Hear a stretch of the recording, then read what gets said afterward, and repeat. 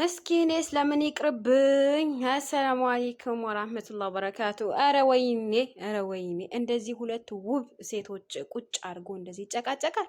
ሲጀመር እኮ ማለት ነው እኔ የምለው ሲጀመር ሄርሜላ እያለች አብርሽና ሩታ ታርቀው መኖር አይችሉም። ይሄ በግልጽ እኔ ልንገራችሁ ማለት ነው።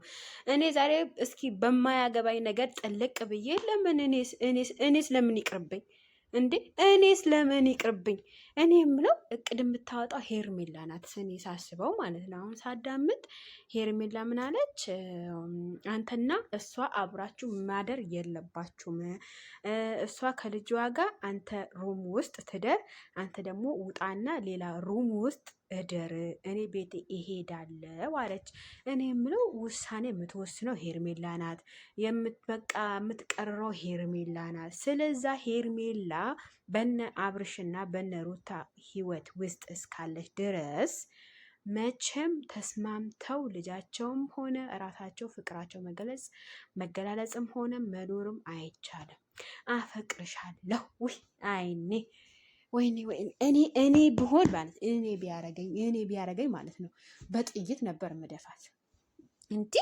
እንዴት ነው የምወደው የማፈቅረው የልጄን አባት ወስዳ ዝም እምላት? እኔ ከምሬ ነው ወላሂ። እስኪ እናንተ ፍረዱ እስኪ እናንተ ቆይ ምን ማለት ነው? እሷ ራሱ ምን አስባ ነው? ቆይ እንዴ ሄርሜላ በነ አብርሽ ህይወት ውስጥ ገብታ የምትወስነው ውሳኔ እንዴት ቢሆን ነው?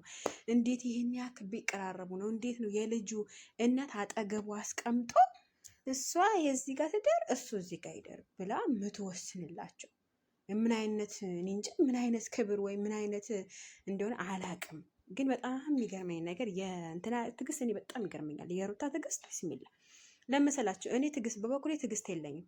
እንኳን ባለቤቴ ከእንደዚህ አይነት ሴት ያወራ ይቅርና ወይኔ እኔ በጣም ነው የምቀናው። እኔ በበኩሌ እቀናለሁ። ለምን መሰላችሁ? በቃ ከምወደው ባለቤቴ ቀን ሌላ ሴት እንኳን ልታወራ ይቅርና እኔ እንጂ በጣም እቀናለሁ። ለምንድን ነው አላውቅም። አውዝ ቢላ በጣም ይገርመኛል። እኔ አብረሽ ራሱ በጣም ይገርመኛል። እንዳውም እንደዚህ አይነት ከጎኑ ቁጭ አድርጎ ሁለት ከጎኑ ሲጀመር አንተ ምን አይነት አውዝ ቢላ። እኔ በጣም ይገርመኛል። አው ልጅህ ነው የወለደ ማንም ምንም እንደነት አይሆንም። በነገራችን ላይ ማንም ምንም እንደነት አትሆንም አንተ ራስ ጀምሮ ማለት ምክንያቱም አንተ ከሄርሜላ ጎን ነው ያለ አሁንም ማለት ምክንያቱም ምንም ነገር እየተሰማህ ምንም ነገር እንትን እያልክ አይደለም። ገብቶሃል? ግን ሆኖ ብትታረቁና አብራችሁ ልጃችሁ ብታሳድጉ እኔ በጣም ደስ ይለኛል። በነገራችን ላይ በጣም ስለምወዳችሁ እንዴ ቆይ እኔ እኮ ግርም የሚለኝ ነገር አንድ ነገር አለ። እንዴት ነው ቆይ አንተ ሄርሜላ አንተ እዚህ ደር እሷ እዛ ትደር ምን አገባት? እኔ ግርም ይለኛል ወላሂ በጣም ይገርማል። እንዴት ነው አንተ እንዴት ነው ውሳኔ የምትወስንልህ? መብትህ ነው። አብረህ አድራለሁ አፈቅራለሁ ብትልህ ተቃፋሽ የምታድረው ምን ችግር አለው? ምን አገባት? ወይም ሄርሜላ አግብታ ቁጭ አላልክ ወይም ሩታ አግብታ ቁጭ አላልክ። ከሁሉም ሴቶች ወጣ ገባ። ኧረ ወንዶች አታበላሽብን በህግ አምላክ። በህግ አምላክ እኔ ነግሬያለሁ። እንዴ ምን ነው አባቴ ምን ነው? ኧረ እንኑሩበት፣ ባለትዳሮቹ ይኑሩበት፣ ምስኪኖቹ ይኑሩበት።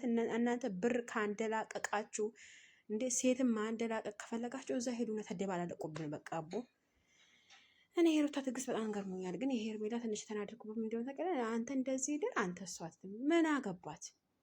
ሲጀመር ሄርሜላ በህይወታችሁ እስካላችሁ ድረስ መቼም ትክክል አትኖርም። ለማንኛውም እኔም የመሰለኝ ልናገር ብዬ ነው የመጣሁት። ላይክ ሼር አትርሱ። ለማንኛውም ይመቻችሁ። እስኪ እኔም ብለው ይሄ ስራ አልቀጥልበት እንዴ?